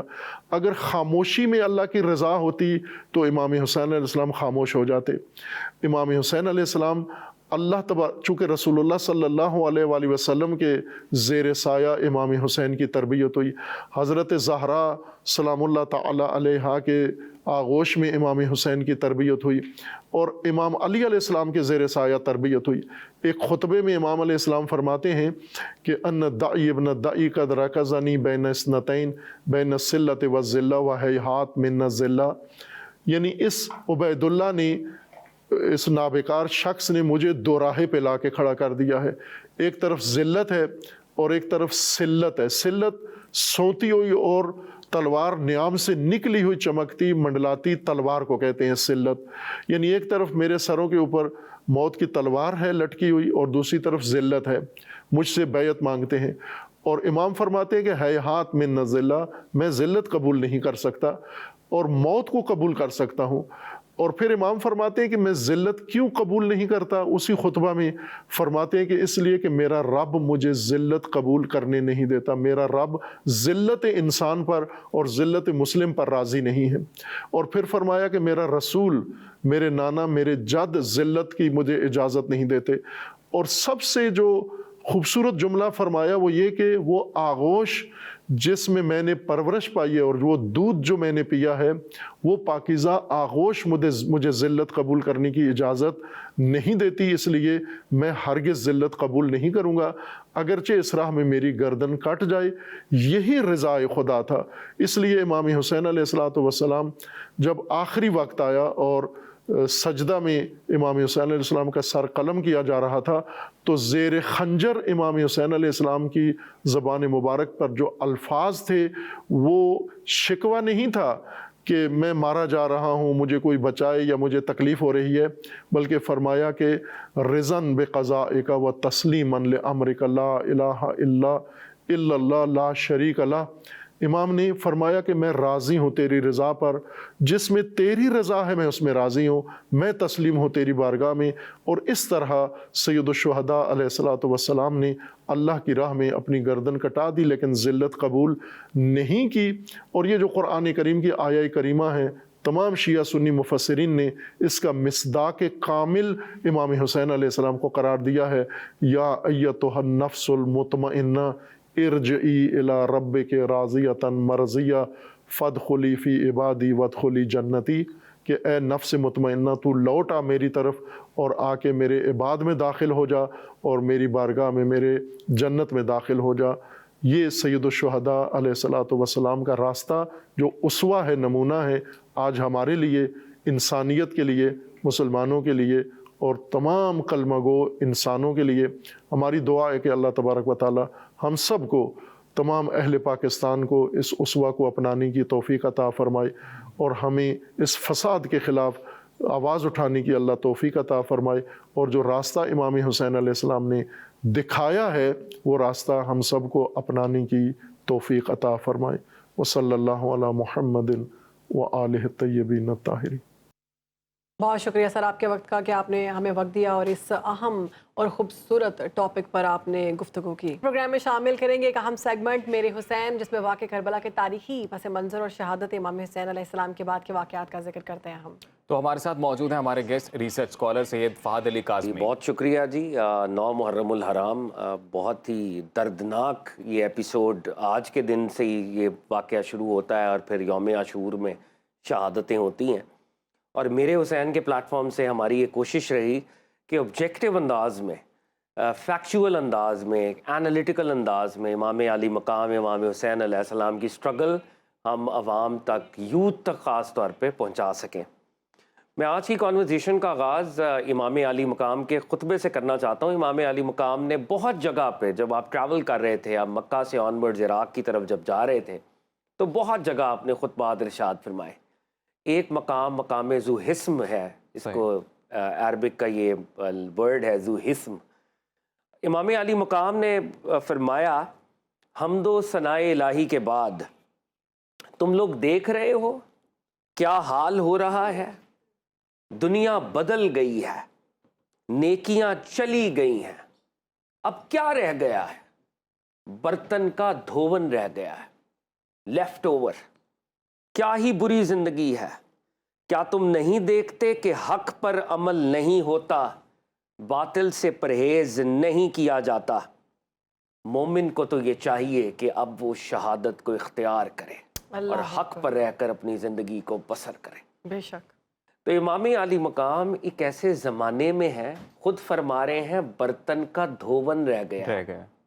جیسے برتن میں کوئی لیفٹ اوور چیز ہوتی ہے نا، تو اسلام کی وہ جو خالص ایک پیور فارم تھی جو سرکار دو عالم صلی اللہ علیہ وآلہ وسلم کے زمانے سے، جس کے لیے محنتیں ہوئیں، ریاضتیں ہوئیں، بدر لڑی گئی، احد لڑی گئی، خندق، خیبر، حنین، فتح مکہ، اعلان غدیر، وہ ساری لمبی جدوجہد. لیکن سن 61 ہجری میں زمانہ یوں تھا جیسے لیفٹ اوور رہ جاتا ہے. اللہ تو امام علی مقام اپنی سٹرگل کے حوالے سے کانورزیشن کر رہے ہیں. اور جیسے کہ ہم نے 8 محرم الحرام کے پروگرام میں آپ سے بات کی تھی کہ حر نے آپ کو روکا تھا جی. اور حر کی وجہ سے آپ تھرڈ ڈائریکشن میں کربلا کی طرف آپ کو مڑنا پڑا. تو تاریخ کا ایک یہ بھی بڑا انٹرسٹنگ واقعہ ہے کہ امام علی مقام کو بہت سے لوگ راستے میں بھی ملے، اور اس میں ہمارے ہسٹورینز نے ایک شخصیت ہے تریمہ بن عدی. عدی ایک بہت بڑا کلان تھا، اور عراق میں ایک پہاڑی علاقہ ہے. اگر آپ جغرافی کو ذہن میں رکھیں تو عراق کا نارتھ ہے، ٹرکی کا ساؤتھ ہے، وہ پہاڑی علاقہ ہے. صحیح. تو تریمہ بن عدی، بنی عدی سے ان کا تعلق تھا، ان کا تعلق اس پہاڑی علاقے سے تھا، اور یہ ٹریول کر رہے تھے. ان کو جب پتہ چلا کہ نواسہ رسول جو ہیں ان کو حر کی آرمی ایک تھرڈ ڈائریکشن کی طرف لے کے جا رہی ہے، تو انہوں نے عرض کی فرزند رسول آپ میرے ساتھ میرے علاقے میں جائیں، یہ پہاڑی علاقہ ہے. جب بھی کسی نے ہم پر حملہ کیا ہے وہاں کی جغرافی ایسی ہے ہم پر کوئی پریویل نہیں کرتا. صحیح. میں 20,000 لوگوں کا لشکر جمع کروں گا، ہم آپ کو پروٹیکٹ کریں گے، ہم آپ کی حفاظت کریں گے. اور جیسے کہ کل کے پروگرام میں نے آپ سے بات کی نا کہ امام علی مقام نے کہا کہ میں کوفہ جا رہا ہوں، حر نے کہا وہاں نہیں جا سکتے، یزید اور عبید اللہ ابن زیاد کی طرف سے آرڈر ہے وہاں نہیں جا سکتے. آپ نے کہا میں واپس جاتا ہوں، تو کہا واپس مدینے بھی نہیں جا سکتے. تو ایک تھرڈ ڈائریکشن کی طرف میں آپ کو لے کے جاؤں گا اور میں آپ کو اریسٹ نہیں کروں گا. تو تریمہ بن عدی کہہ رہے ہیں کہ آپ ہمارے ساتھ چلیں اور ایک فورتھ ڈائریکشن پہاڑوں کی طرف چلیں. گورے کہتے ہیں everything is fair in love and war, مگر سرکار دو عالم کا نواسہ کیا کہتا ہے؟ اے تریمہ تیری خدمت قبول ہے، لیکن میرا حر کے ساتھ وعدہ ہو چکا ہے، میں ابھی اسی تھرڈ ڈائریکشن پہ ہی جا سکتا ہوں، کسی اور ڈائریکشن میں نہیں جا سکتا. اللہ وعدہ خلافی نہیں ہوگی. میرا اور اس کے درمیان ایک کال ہو چکا ہے، حسین ابن علی کال کو چھوڑ نہیں سکتا. یہ ہے امام علی مقام، امام حسین علیہ السلام. تو وہ جو دنیاوی طور پہ ایک سپورٹ بھی ان کو مل رہی تھی، وہ جو لوگ آ جائیں گے اور پہاڑی علاقے میں امام نے کیونکہ وعدہ کر لیا ہے، لفظ دے دیا ہے، زبان دے دی ہے، تو امام علی مقام نے ریٹریٹ وہ نہیں کر سکتے، وہ فورتھ ڈائریکشن کی طرف نہیں جا سکتے. بہت بڑی بات ہے، ہسٹری میں آپ کو دوسرا حسین ابن علی نہیں ملے گا. اچھا، اب امام حسین علیہ السلام جب آگے بڑھ رہے ہیں اور الٹیمیٹلی کربلا کے اندر یہ وارد ہوئے، اور کربلا میں حر نے پھر ان کو روکا ہوا تھا. حر پہلا کمانڈر تھا، وہ 1000 کا لشکر تھا. اگلے ہی دن عمر ابن سعد کی فوج آئی ہے، وہ ایک بڑا لشکر لے کے آیا ہے. اور واقعہ کربلا کو میں جب پڑھتا ہوں تو یہ دونوں کردار اپنی اپنی ڈائریکشن پہ ہمارے لیے بڑا سبق عطا کرتے ہیں. حضرت حر اور عمر ابن سعد. عمر ابن سعد باطن میں جانتا ہے کہ حسین ابن علی کون ہے، اور اس پر دنیا کی اور اقتدار کا وہ جو لالچ ہے اس نے غلبہ پا لیا ہے، اور وہ امام علی مقام کے قاتلوں میں ٹھہرتا ہے. حر وہ ہے جو شروع میں اس درجے کی معرفت نہیں رکھتا، مگر ہر لمحے اس کی معرفت میں اضافہ ہو رہا ہے. وہ دنیا کے لالچ اور دنیا کے اقتدار کو پسے پش ڈال کے شہادت اختیار کر کے جنت کی طرف چلا جاتا ہے. یعنی یہ دونوں شخصیات، دیکھیں ہر شخص ہر وقت حسین نہیں ہو سکتا. امام علی مقام چوزن ون تھے. ہر شخص ہر وقت یزید بھی نہیں ہوتا. یزید بھی ازلی بدبخت تھا، بے شک، جس کے اوپر مہر لگی ہوئی ہے بدبختی کی. ہماری زندگیاں ہوتی ہیں پینڈولم میں. جی. ہم صحیح وقت میں کیا فیصلہ کرتے ہیں یہی ہمارا انجام اور یہی ہماری آخرت کے اوپر دلالت کرے گا، دلیل بنے گا. تو عمر ابن سعد جو ہے، جو امام علی مقام کو جانتا ہے حقیقت میں کہ یہ کون ہے، وہ جب وہاں پر آتا ہے سارے معاملات کو دیکھتا ہے تو تاریخ یہ بتاتی ہے کہ شروع میں وہ عبید اللہ ابن زیاد کو خط لکھتا ہے کہ میں ان کے ساتھ گفتگو کروں گا، کیونکہ دل میں اس کے ہے کہیں نہ کہیں کہ نواسہ رسول ہیں، قتل نہیں ہونا چاہیے. تو وہ کوئی نیگوسیشن کرتا ہے، اور عبید اللہ ابن زیاد یزید کا ملعون گورنر، وہ وہاں پر اس کی خطوط کو جو ہے ان کا آپس میں ایکسچینج ہو رہا ہے. عبید اللہ ابن زیاد کے کورٹ میں ایک بہت ہی کیلس خبیث شخص موجود ہے جس کو شمر ذی جوشن کہتے ہیں. جی. اور شمر جو ہے جب یہ خطوط کا تبادلہ ہوتا ہے تو شمر کہتا ہے عبید اللہ ابن زیاد کو تم نے عمر ابن سعد کو اس لیے کمانڈر بنایا ہے کہ وہ حسین ابن علی پر نرمی کرے اور نیگوسیشن کرتا رہے. تم سختی کرو اور جنگ کا حکم جو ہے نافذ کرو.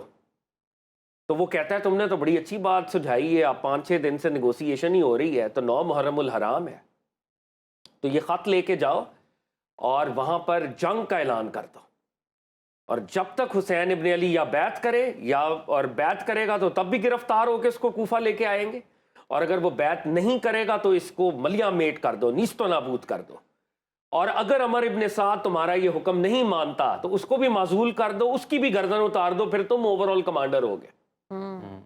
اب شمر جو ہے یہ خط لے کے 9 محرم الحرام کو کربلا وارد ہوتا ہے.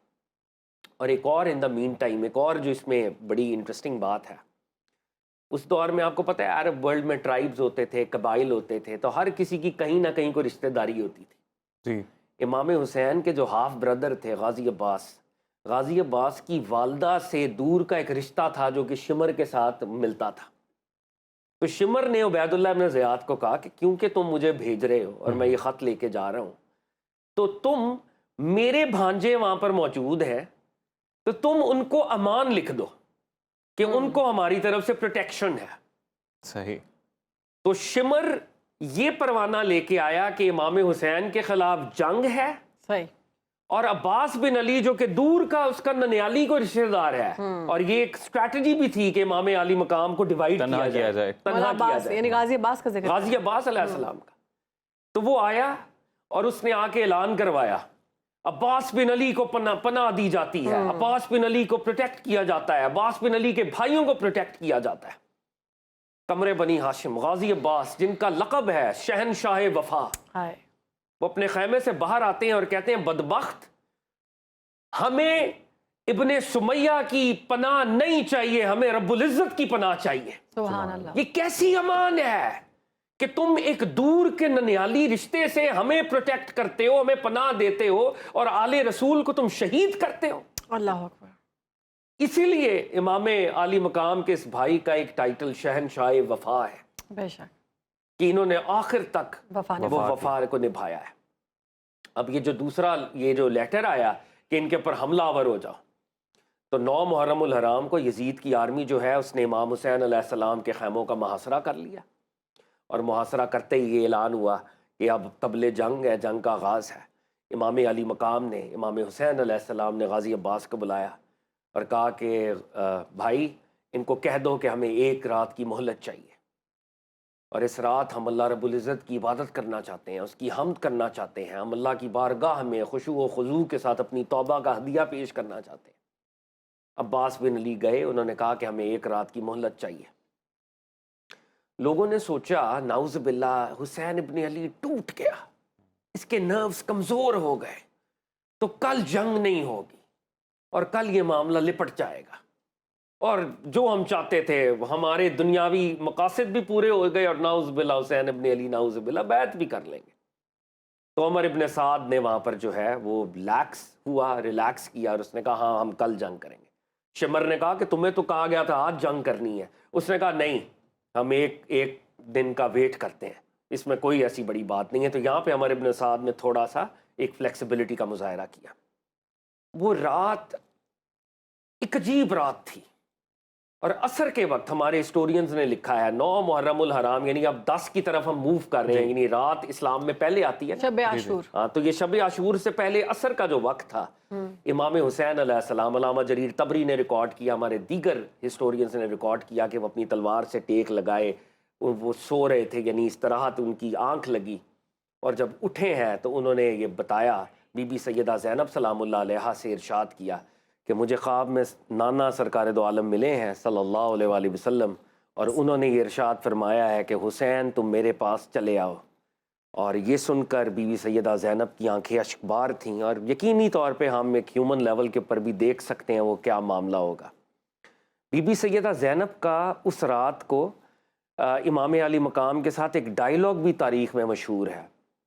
اور بی بی سیدہ زینب وہاں پر جیسے ایک ہیومن سچویشن ہے اور وہ کل ایک بڑا واقعہ رونما ہونا ہے، تو امام علی مقام نے انہیں دلاسا دیتے ہوئے ارشاد فرمایا، اے میری بہن زینب، میرے والد مجھ سے بہتر تھے اور ہماری والدہ تم سے بہتر تھیں، والد بھی شہید ہوئے، والدہ کا بھی وصال ہوا، میرے بھائی مجھ سے بہتر تھے، انہوں نے بھی شہادت اختیار کی، ہمارے نانا کا بھی وصال ہوا، یعنی موت ایک اٹل حقیقت ہے اور ہم نے اس منزل کی طرف بڑھنا ہے، اور آپ نے صبر کی جو ہے تلقین کی، اور یہ ساری ہماری روایات کے اندر یہ معاملات ریکارڈڈ ہیں۔ امام علی مقام اور امام علی مقام کے اصحاب اس رات کو عبادت کر رہے تھے، اور عبادت کی جو فارم اس دن زیادہ کی جا رہی تھی وہ ریسیٹیشن آف ہولی قرآن تھی۔ اللہ، اہل بیت رسول قرآن کی تلاوت کر رہے تھے، اور امام علی مقام امام حسین علیہ السلام خاص طور پر سورہ آل عمران کی آیت نمبر 178 اور 179 کی تلاوت کر رہے تھے۔ آیت کا ترجمہ کچھ یوں ہے، اور کافر یہ گمان ہرگز نہ کریں کہ جو ہم انہیں مہلت دے رہے ہیں یہ ان کی جانوں کے لیے بہتر ہے، ہم تو مہلت انہیں صرف اس لیے دے رہے ہیں کہ وہ گناہ میں اور بڑھ جائیں، اور ان کے لیے ذلت انگیز عذاب ہے، اور اللہ مومنین کو ہرگز اس حال پر نہیں چھوڑے گا جس پر تم ہو جب تک کہ وہ خبیث کو طیب سے علیحدہ نہ کر دے۔ بے شک۔ تو یہ جو ڈھیل دی جا رہی تھی امام حسین علیہ السلام کی قرآن سے محبت اور قرآن کی ریسیٹیشن اور ان آیات کا خصوصی طور پہ تلاوت اور ورد کرنا، یہ بھی ایک میسج تھا کہ جو طیب لوگ ہیں، جو پاک ہیں، جو اللہ والے ہیں، بظاہر وہ ٹرائل اور ٹیسٹ سے گزریں گے، اور جو خبیث ہیں بظاہر ان کو ڈھیل مل رہی ہے، مگر یہ ڈھیل اصل میں ابدی ناکامی کا نوشتہ ہے۔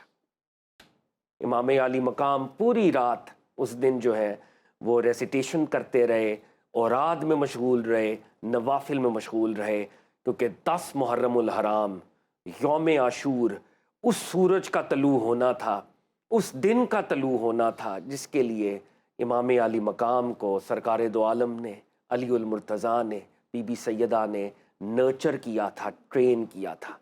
کل اس مارکہ حق و باطل نے رونما ہونا تھا۔ اور مجھے وہ شاعر کا شعر یاد آ رہا ہے، پیر سید نصیر الدین نصیر فرماتے ہیں، پانی کی جو ایک بوند کو ترسا لب دریا، وہ غیر نہ تھا سبت نبی تھا لب دریا۔ پانی کی جو ایک بوند کو ترسا لب دریا، وہ غیر نہ تھا سبت نبی تھا لب دریا۔ اے قاسم گلرو شب عاشور کے دولا، اے قاسم گلرو شب عاشور کے دولا، گاتی رہیں لہریں تیرا صحرا لب دریا۔ پانی کی جو ایک بوند کو ترسا لب دریا۔ ہم نے اس چھوٹے سے سیگمنٹ کے اندر یہ کوشش کی ہے کہ امام علی مقام کی ہسٹری کو، کربلا کے واقعے کو ایک آبجیکٹیو انداز میں پریزنٹ کریں، انفارمیشن کو ڈسیمنیٹ کریں، اور ہم اللہ سے دعا کرتے ہیں کہ ہم سب فرقہ وارانہ تعصبات سے بالا تر ہو کے سب حسینی ہو جائیں، اور یزیدیت سے اللہ تعالی ہمیں اور ہماری نسلوں کو محفوظ رکھے۔ الہی آمین۔ بہت شکریہ بہت شکریہ کاظمی صاحب۔ حضرت امام حسین علیہ السلام کے حضور منقبت پیش کرنے کے لیے ہمارے ساتھ موجود ہیں ذیشان الہی صاحب۔ ذیشان صاحب کیا سنائیں گے آج آپ ہمیں؟ جی، میں امام علی مقام کی بارگاہ میں بڑا خوبصورت کلام آپ کے بسم اللہ سماعتوں کے حوالے کرتا ہوں۔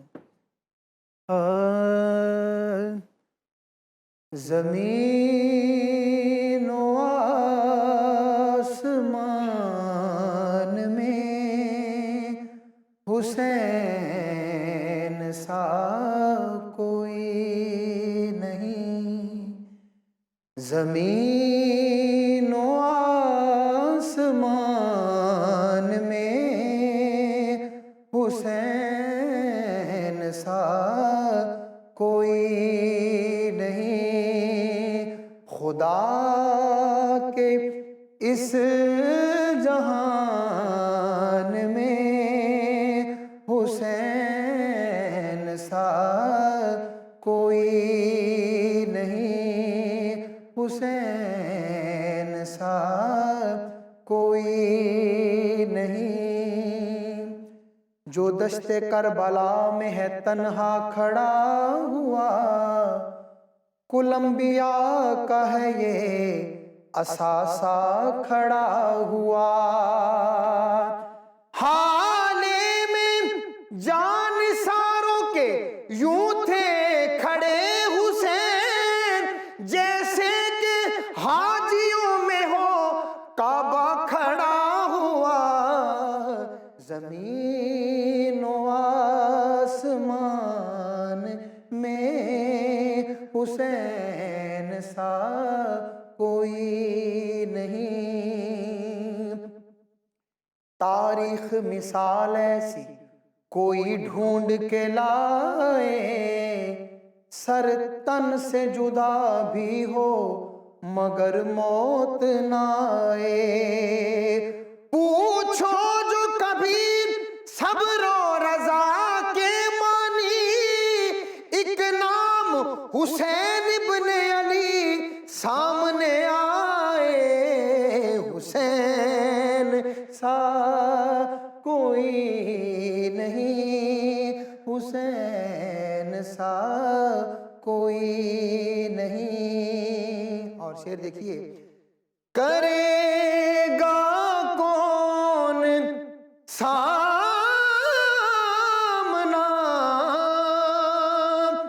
यजीद वक्त का यहाँ, करेगा कौन सामना यजीद वक्त का यहाँ। हमारे दरमियान में हुसैन सा कोई नहीं, हमारे दरमियान में हुसैन सा कोई नहीं, हुसैन सा कोई नहीं।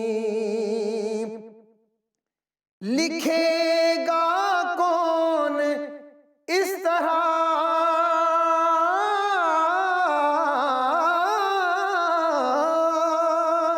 लिखेगा कौन इस तरह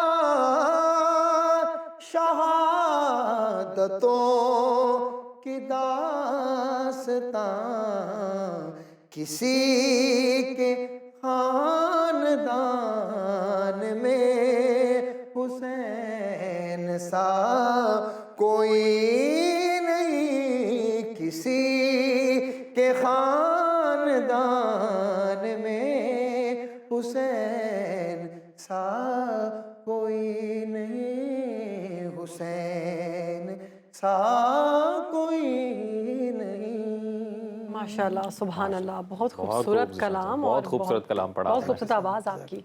हुसैन साहब कोई नहीं, बेशक क्या कहने। अगला कलाम कौन सा सुनाएंगे आप?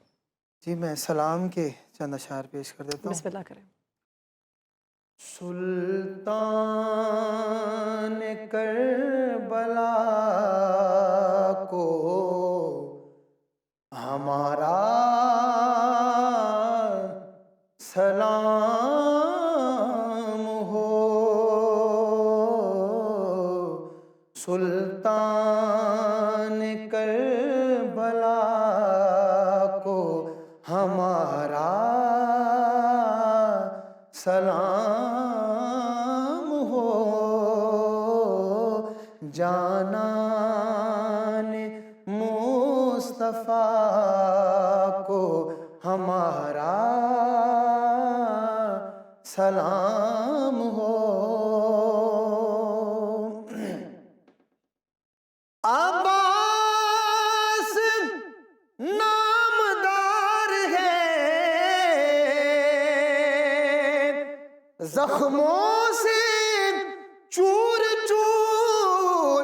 अब्बास नामदार है, जख्मों से चूर चूर। उस पे करे रज़ा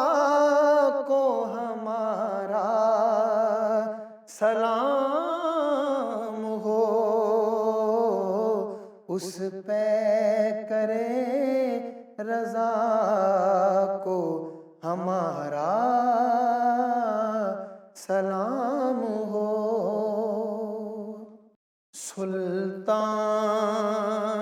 کربلا کو ہمارا سلام ہو، جانان مصطفیٰ کو ہمارا سلام ہو، اکبر سے نوجوان بھی رن میں ہوئے شہید، اکبر سے نوجوان بھی رن میں ہوئے شہید، ہم شکل مصطفیٰ کو ہمارا سلام ہو، ہم شکل مصطفیٰ کو ہمارا سلام ہو، اصغر کی ننھی جان پہ لاکھوں درود ہو، مظلوم و بے خطا کو ہمارا سلام ہو، مظلوم و بے خطا کو ہمارا سلام ہو، ناصر ولایت شاہ میں کہتا ہے بار بار، ناصر ولایت شاہ میں کہتا ہے بار بار کہ مہمان کربلا کو ہمارا سلام ہو، سلطان کربلا کو ہمارا سلام ہو، جانان مصطفیٰ کو ہمارا سلام ہو۔ سبحان اللہ، ماشاء اللہ، لاکھوں کروڑوں سلام ہو رسول خدا اور ان کی آل پر۔ امید ہے کہ ہمارا یہ پروگرام آپ کو پسند آیا ہوگا۔ آج کے پروگرام سے مجھے اور عظیم کو اجازت دیجیے، انشاءاللہ ملاقات ہوگی آپ سے کل، تب تک کے لیے اللہ حافظ۔ اللہ حافظ۔